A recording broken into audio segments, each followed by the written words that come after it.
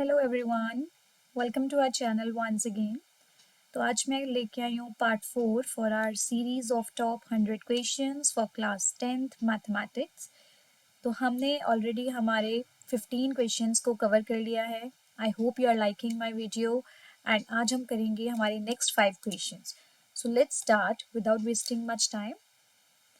So our first question is find the value of k for which the quadratic equation this has equal roots.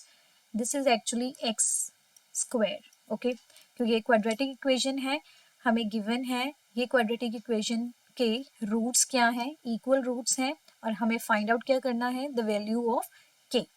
और हमें ये पता है जब हमारे पास कंडीशन गिवन हो इक्वल रूट्स के लिए तो हमारे पास जो डिस्क्रिमिनेंट होता है that is B square minus 4ac this would be equal to 0 for any quadratic equation having equal roots, right. तो यहाँ पे जब हम इसको कंपेयर करेंगे हमारी इक्वेशन जर्नल इक्वेशन से ax square plus B X plus C is equals to 0, तो हमारे पास a की वैल्यू है k प्लस 1, b है हमारे पास -6 इंटू के प्लस 1 और c है हमारे पास 3 इंटू के प्लस 9। तो हमारी वैल्यूज को हम यहाँ पे सब्स्टिट्यूट करेंगे। b square 6 into K plus 1 minus भी था इसका whole square minus 4 into a that is k plus 1 into c है 3 इंटू के प्लस 9 और इसको हम इक्वल्स टू 0 लेके चलेंगे और सॉल्व करेंगे इसको थोड़ा और। ये हो गया 36 के प्लस 1 होल स्क्वायर माइनस ये हो गया 4 इंटू 3 12 के plus 1 into K plus 9 equals to 0। इसको हम और सॉल्व करते हैं। यहाँ पे हमारी आइडेंटिटी लग जाएगी K square plus 1 plus 2k minus 12 into इधर आ जाएगा K square plus k plus 9k plus 9 equals to 0, right. ये हो गया 36 के स्क्वायर प्लस 36 मैंने इसको मल्टीप्लाई कर दिया अंदर plus 72k minus 12k square.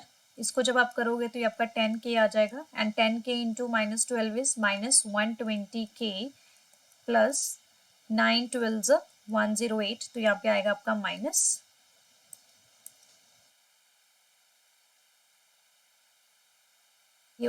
120k के बाद माइनस 108 इक्वल्स टू 0। इसको थोड़ा और सॉल्व करते हैं। 36k square minus 12k square हो जाएगा आपका 24k स्क्वायर और 72k एंड 120k को जब आप सॉल्व करोगे 120 minus 72 so it will give you 48 minus 48k और 108 और 36 को सॉल्व करोगे तो it will give you 72 minus 72 equals to 0, right. इसको और सिंपल करने के लिए हम हमारा 24 इसमें से कॉमन निकाल लेते। पीछे बचा के स्क्वायर माइनस 2k माइनस 24 2 ज़ा 48 होता है 3 ज़ा 72, तो ये आ गया 3 इक्वल्स टू 0। ये बन गई हमारे पास equation K square minus 2k minus 3 equals to 0। अब हमें पता है कि एक सिंपल क्वाड्रेटिक इक्वेशन को हम कैसे सॉल्व करते हैं यूजिंग फैक्टराइजेशन मेथड और sorry splitting the middle term. तो इसको हम सप्लिट कर लेंगे। हमारे पास हमें सम चाहिए -2 प्रोडक्ट चाहिए -3, तो विल यूज सम चाहिए हमें -2 प्रोडक्ट चाहिए हमें -3k प्लस k -3, राइट। अब ठीक है, इसमें से k कॉमन आया, k -3 पीछे बचा, राइट, प्लस 1 कॉमन आया, k -3 पीछे बचा इक्वल्स टू 0। यहाँ से हमारे पास फैक्टर्स आए k प्लस 1 एंड k -3, तो वी गॉट k की वैल्यू आइदर -1 और 3, so these are the values of k here, right? I hope you understand. Okay, so let's move to our next question. Next question में आपके पास थोड़ा space create करते हैं, just a minute.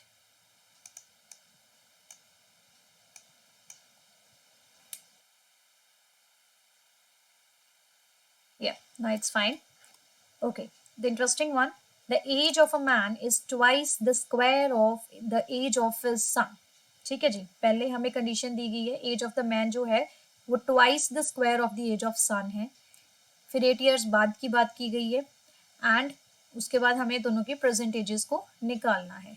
ठीक है जी, कोई डिफिकल्टी नहीं है. So let's start. Let present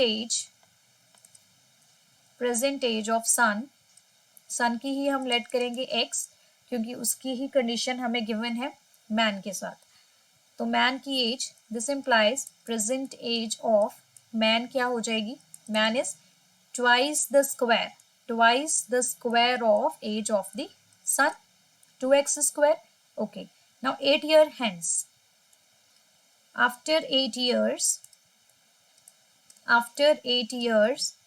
जो उनकी एज है वो क्या हो जाएगी. Age of man will be, पहले तो एज ऑफ सन क्या होएगी after 8 years, x + 8.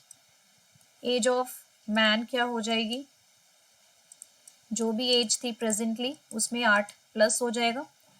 According to question condition क्या गिवन है 8 साल बाद के लिए.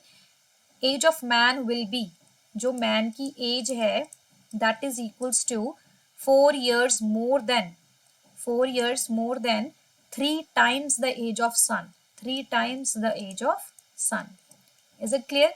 पहले प्रेजेंट एज हमने लेट की, फिर वहां से present age of the man निकाला जो क्वेश्चन में कंडीशन गिवन थी. फिर 8 साल बाद में उनमें 8 प्लस हो गया. और 8 साल बाद की कंडीशन क्या थी कि जो एज ऑफ मैन है that is equals to 4 more than thrice या 3 times the age of the son. तो हमारे पास ये इक्वेशन बनी. इसको हम सॉल्व करेंगे.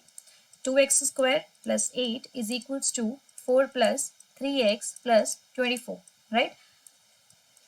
आगे और सॉल्व करेंगे. -3x, ये इधर प्लस 8 है, इधर हो जाएगा 28. यहाँ से हमारे पास इक्वेशन आई 2x square minus 3x minus 20 equals to 0. अब यहाँ से आपको फैक्टर्स बनाने हैं इसके. अगेन मैं यहाँ पे सॉल्व करती हूँ इसको ऊपर, राइट. दिस इम्प्लाइज हमें सम चाहिए -3, प्रोडक्ट चाहिए -40. 8 5 40 होता है और 8 - 3 आपके पास 3 भी आएगा. तो it would be -8x + 5x -20 equals to 0.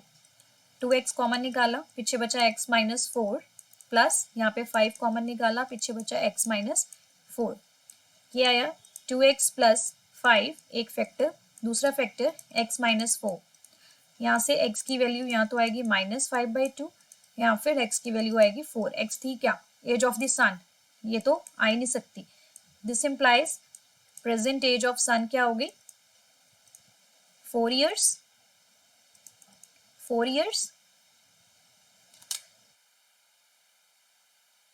Right.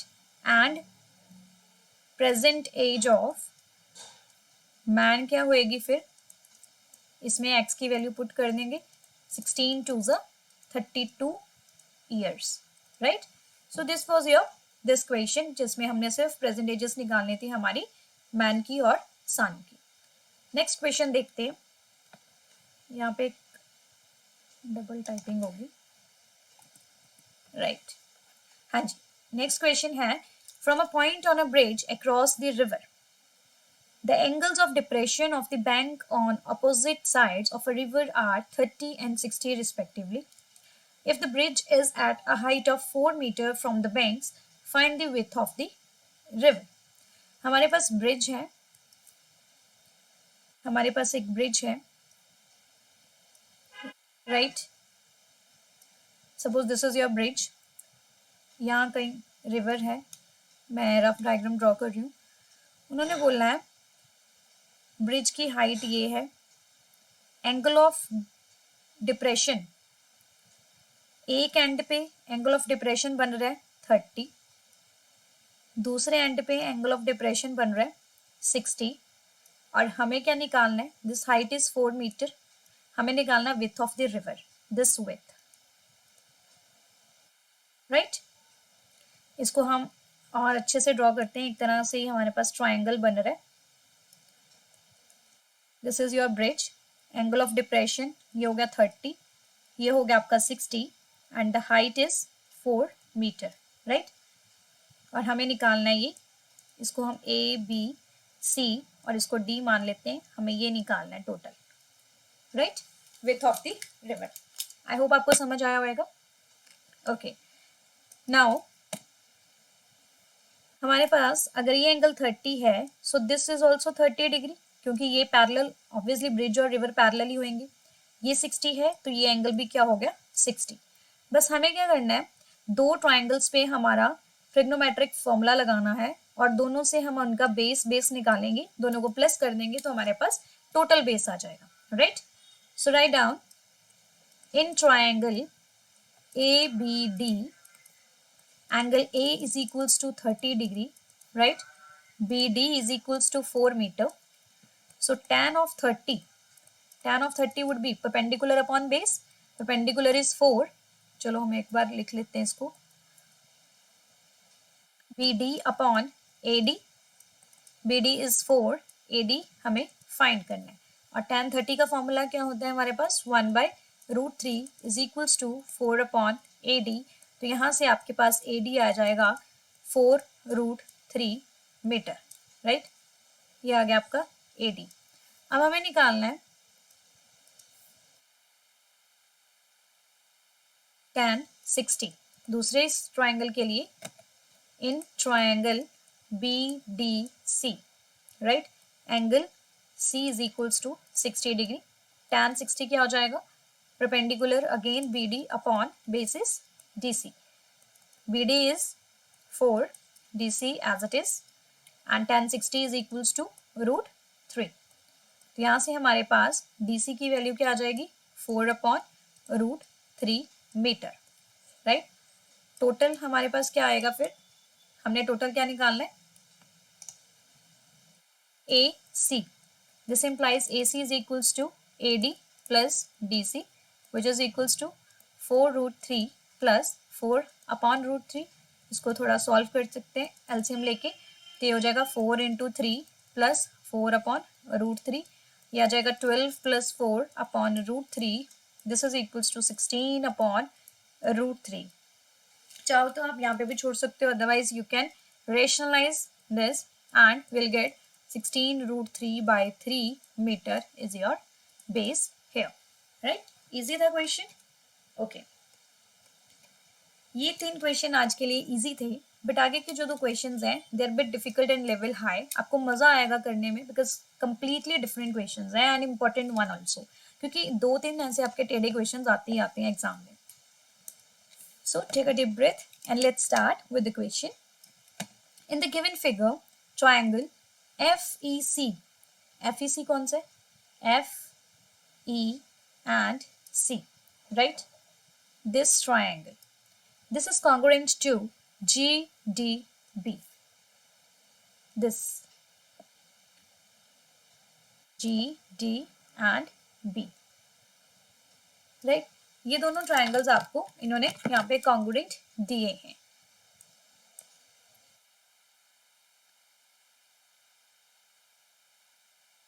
हम इसको थोड़ा सा और क्लियर बनाते हैं ताकि आपको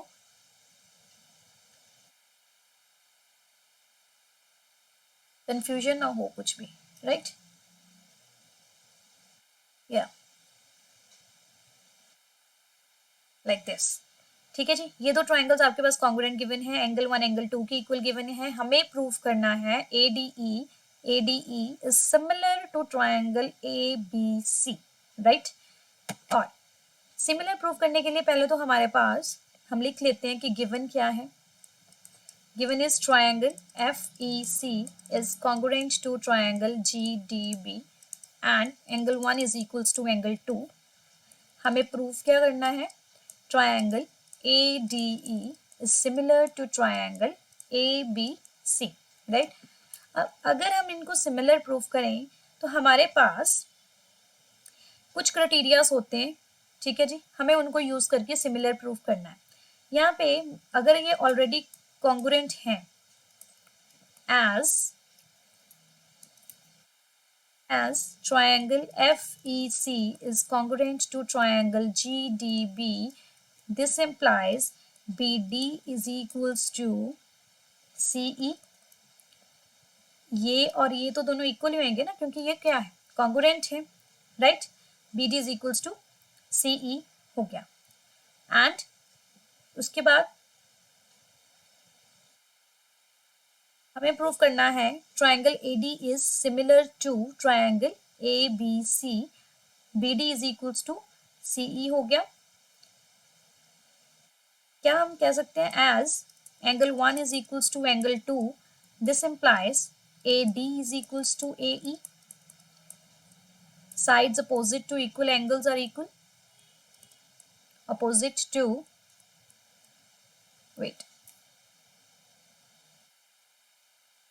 sides opposite to equal angles are equal, right। ये समझ में आया, ठीक है जी। अब let it be equation 1, let this be equation 2, दोनों को हम डिवाइड कर देते हैं। तो AD upon BD is equals to AE upon CE by dividing 1 and 2। अगर ये रेशियो हमारे पास इक्वल आ गई, this implies DE is parallel to BC by converse of basic proportionality theorem, by converse of basic proportionality theorem हमारे पास यही था, right. अगर parallel हमारे पास कंडीशन थी और हमने रेशियो इक्वल प्रूव करनी थी, that was your basic proportionality theorem.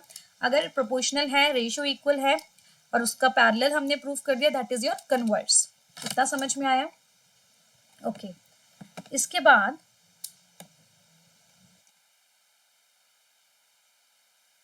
जी, अगर DE पैरेलल टू BC हो गया, इसका मतलब angle 1 is equals to angle 3 and angle 2 is equals to angle 4 by corresponding angles, right। corresponding angles हो गई, क्योंकि ये हमारे पास पैरेलल हैं।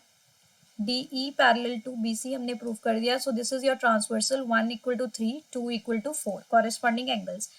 और तीसरी चीज क्या है हमारे पास, ये एंगल A कॉमन आ रहा है हमारा दोनों ट्राइंगल्स में जो हमने सिमिलर प्रूव करने हैं। ADE में भी एंगल A आ रहा है, ABC में भी एंगल A आ रहा है, तो तीसरी कंडीशन होगी and angle A is equals to angle A is common here. अब हमारे पास तीनों कंडीशन सेटिस्फाई होगी, इसका मतलब triangle ADE is similar to triangle ABC by which criteria? Angle criteria, all right। तो इस क्राइटेरिया से हमने ये प्रूव कर दिया कि हमारे जो ट्राइंगल्स हैं वो कॉन्ग्रुएंट हैं। Is it clear?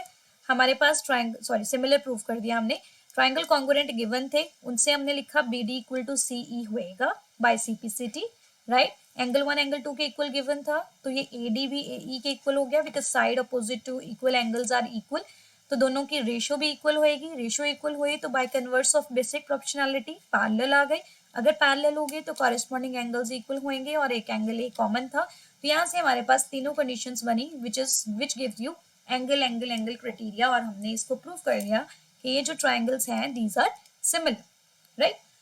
So this was your last second question, and today's last question, that's interesting also and a bit different.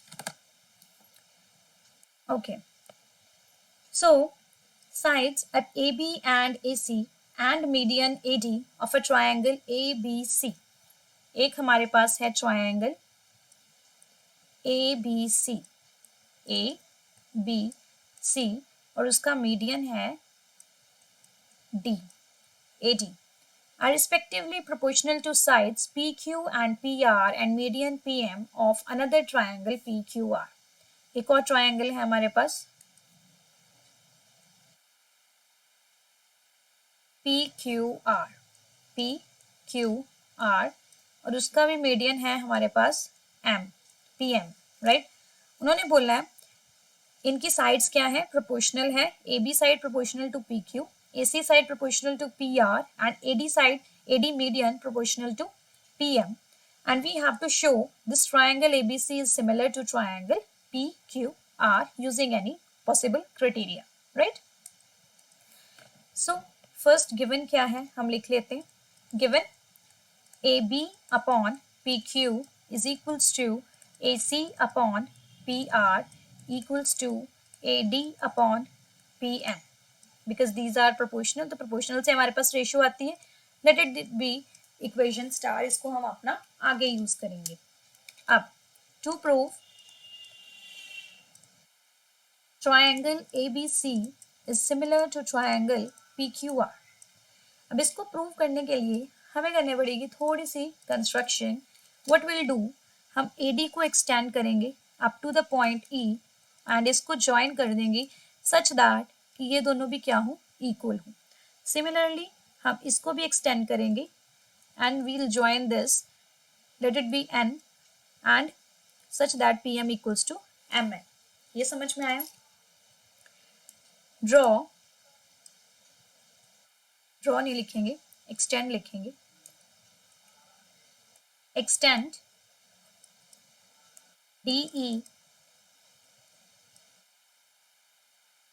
and join CE such that AD is equals to DE, also extend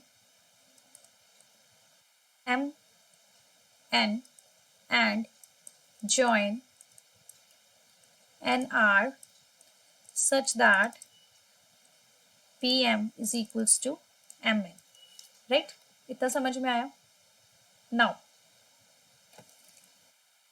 ये जो दो triangles हैं ADB and CDE, इनसे देखते हैं अभी हमारे पास क्या रिजल्ट आता है। इन दोनों को हमने कॉन्ग्रुएंट प्रूव करना है। Now in triangle ABD and triangle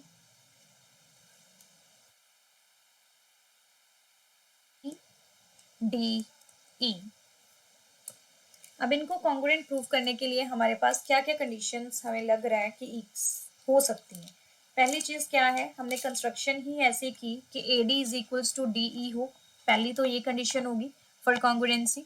second condition क्या है, AD मीडियन है तो BD is equals to DC होएगा, right. That is also the part of these triangles only. So third condition क्या होगी, थर्ड कंडीशन के बारे में हम सोच सकते हैं।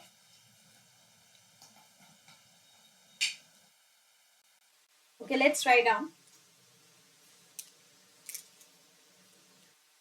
First condition is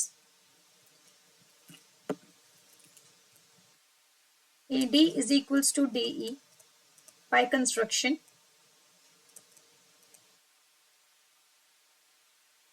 दूसरी चीज BD is equals to DC. D is midpoint.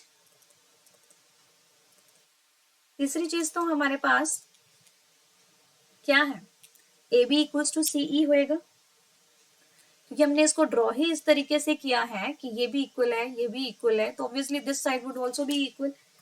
This implies AB is equals to CE, right?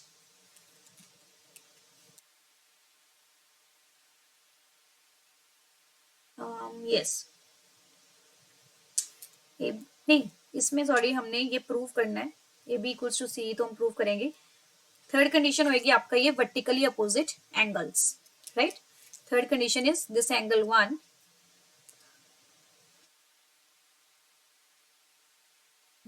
यहाँ पे लिख देते हैं, this is angle 1, this is angle 2, right. तो यहाँ पे थर्ड कंडीशन है angle 1 is equals to angle 2, reason is vertically opposite angles. तो यहाँ पे हमारे पास ट्राइंगल ABD जो है that is congruent to triangle CDE by which criteria is this? This is SAS, right? Right. तो बाय सीपीसीटी हम क्या बोल सकते हैं, A B is equals to CE by CPCT. इतना समझ में आया। हमने इसको कंस्ट्रक्शन की और अभी तक इन दोनों को कॉन्ग्रुएंट प्रूफ किया और A B equals to CE हमने प्रूफ किया। सिमिलरली आपने यहाँ पे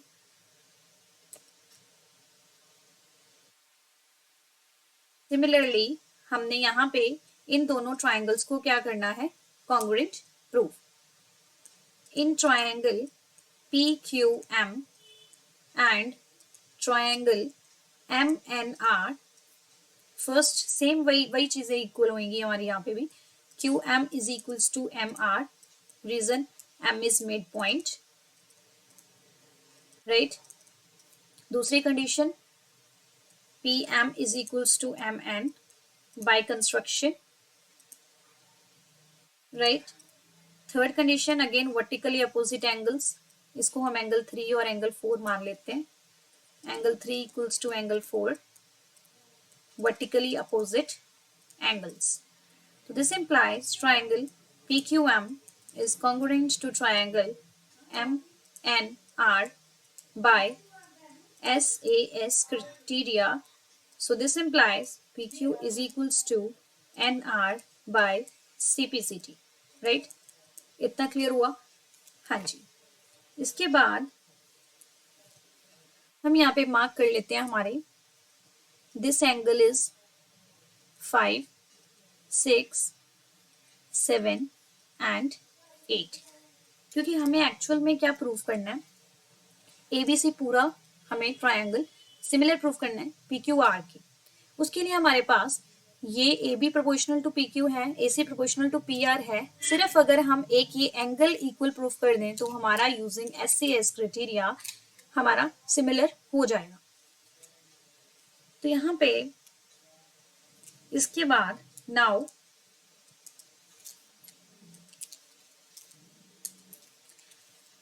ये आया, ये चीज थी हमारे पास from star AB upon PQ is equals to AC upon PR is equals to AD upon PM।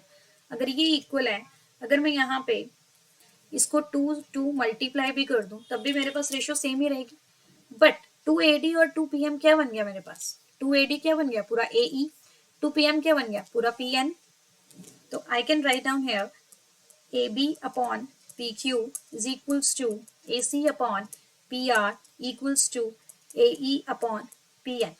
इतना समझ में आया? क्या ये यही ट्राइंगल की कंडीशंस नहीं होगी? This AE equals to PN, AC is equals to PR ratio, and the third one is AC and PR, AB and PQ, और CE AB दोनों ये दोनों इक्वल है।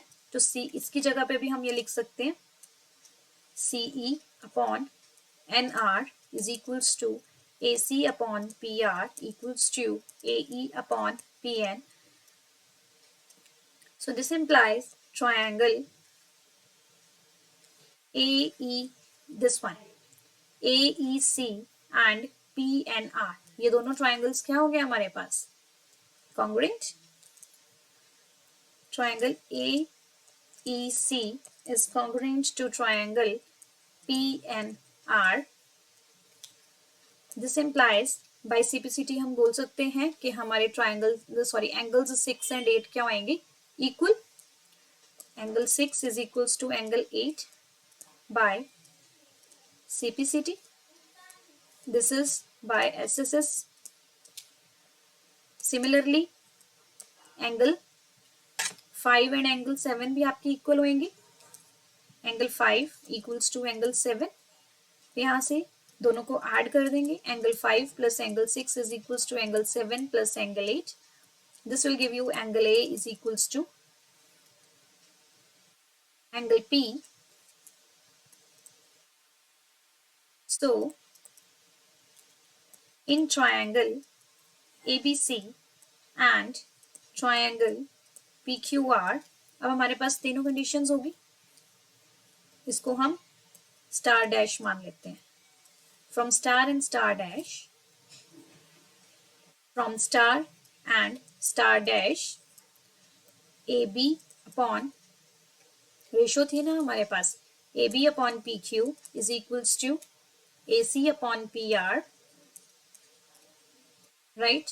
एंड तीसरी चीज क्या है, and angle A is equals to angle P. This implies triangle ABC is similar to triangle PQR by SCS, right? So this was your complete result, hence proved. तो हमें यही प्रूव करना था कि हमारे ट्राइंगल्स क्या है, similar here, right. I hope आपको ये समझ आया होगा। थोड़ा सा मैं मानती हूँ ये टफ था क्वेश्चन, बट आप इसको अगेन सुनेंगे, मेरी वीडियो देखेंगे, फिर से समझेंगे तो आपको जरूर समझ आएगा। एक एक स्टेप मैंने डिटेल से समझाया है। Again if you have any doubt you can write down in the comment box and keep watching and share with it your friends. Thank you so much.